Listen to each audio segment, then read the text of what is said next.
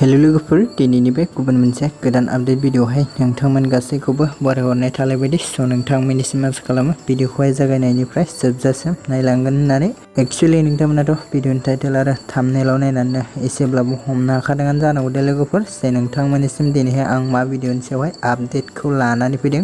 Actually लोगोफोर नोंथांमोनाथ' बे गुटाल आबुं बर' सावथुननि एपिसड 1 एबा पार्ट 1 भिडिअखौहाय गोबां मानसिफोरानो नायखाबायानो जानांगौ दे लोगोफोर। थ' लोगोफोर जोंहा बेनिनो गुटाल आबुं बर' सावथुननि पार्ट 2 भिडिअखौबो रिंसार ब्रह्म इउटुब चेनेलाहाय रिलिज खालामनानै होबाय दे लोगोफोर। स' लोगोफोर जाय बिथांमोना दासिमबो जुदि नायहैयाखै अब्ला नोंथांमोना थाबैनो रिंसार ब्रह्म इउटुब चेनेलाव थांनानै नायनानै लाहैदो दे। आरो लोगोफोर बे भिडिअनि डिसक्रिपसननि गेजेरजोंहायबो आं लिंक होनानै होदों दे। स' नोंथांमोना बे लिंकजोंबो थांनानै गुटाल आबुं बर' सावथुननि एपिसड 2 खौहाय नायहैनो हागोन दे।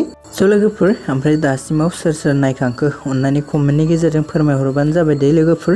आरो लोगोफोर फैनो गोनां नेक्स्ट एपिसड पार्ट 3 नि थाखाय नोंथांमोना माबायदि एक्साइटेड जानानै दं कमेन्टनि गेजेरजों फोरमायहरदो लोगोफोर। थ' लोगोफोर नोंथांमोना बेबायदिनो फैनो गोनां एपिसडफोरखौ थाबैनो नायनो थाखाय भिडिअखौ लाइक कमेन्ट शेयार आरो चेनेलखौबो साबस्क्राइब खालामनानै होदो जाहाथे नोंथांमोननि सापर्ट आरो मदद मोननानै बिथांमोना फैनो गोनां नेक्स्ट एपिसड बा नेक्स्ट पार्टखौबो थाबैनो नोंथांमोननिसिम लानानै फैयो दे। थ' लोगोफोर बिदिब्ला दिनैनि शर्ट आपडेट भिडिअआ बेखिनियानोमोन दे लोगोफोर। आसा खालामो नोंथांमोना भिडिअखौ नायनानै मोजां मोनदों। भिडिअखौ जुदि नायनानै मोजां मोनदोंब्ला भिडिअखौ अन्नानै खनसे लाइक खालामनानै होदो दे लोगोफोर आरो चेनेलखौबो साबस्क्राइब खालामनानै लानो दाबाव दे। थ' लोगोफोर जायफोरा दासिमबो जुदि नायाखै अब्ला नोंथांमोना थाबैनो रिंसार ब्रह्म इउटुब चेनेलाव थांनानै नायनानै लाहैदो दे।